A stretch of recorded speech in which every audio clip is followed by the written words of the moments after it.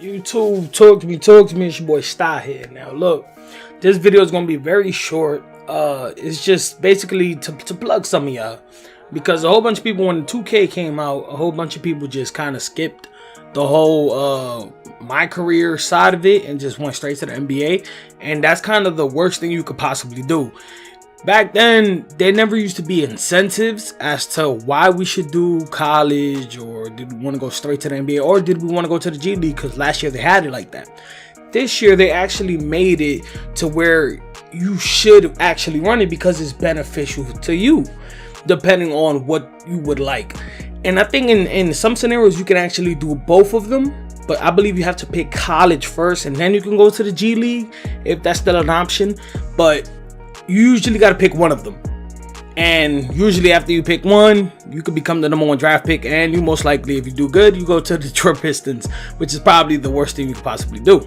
Now for me, I ended up doing both of them. I did do the college, but I don't remember what it was that I got out of it, but I redid it because I made a center, and this is what I got when I went to the G League after I completed all 5-6 games that they allow you to play. After you complete those 5 games, the incentive that is given to you, they'll allow you to receive 5% accelerated attribute points towards your my player in every game you play. So park, rec, my career, cages, I don't know if you get some in there, the courts around the whole little map, everything gives you 5% extra. Granted, in the long term, it's not a lot.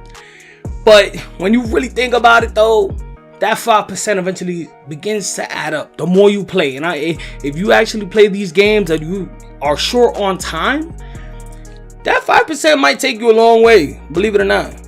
It might be an extra 1,000, 2,000, depending on how much you get in a game. You know, depending if it's my career or park. That 5% eventually is gonna add up, depending on how much you play or what's your time limit, because not everybody has all the time in the world to be slaving at this game, to be honest. So I felt like that's an amazing thing, and a whole bunch of people are still making brand new builds. People are still just getting the game. So I feel like this was overlooked, and I'm not even gonna lie to you, I made several builds and I skipped it. I just skipped it, and I was like, I don't feel like playing college. I don't feel like doing the G. This is like waste of time. Until I realized this was what you get out of it. And it's crazy because they mention it, but nobody really looks when we're reading the quest. They just be like, oh, go to that location. Okay, that's where I'm gonna go. That's it. We don't really look into it. But hopefully this video does open up the eyes of many people, just because it is worth it. Now for G League, this is what you get for the G League when you complete it. Now I believe is point attributes for badges when you complete college, if I'm not mistaken.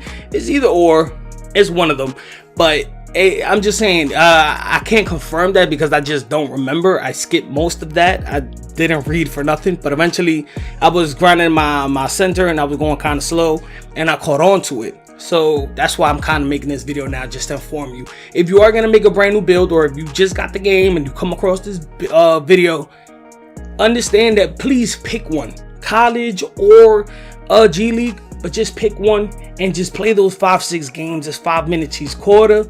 It's easy.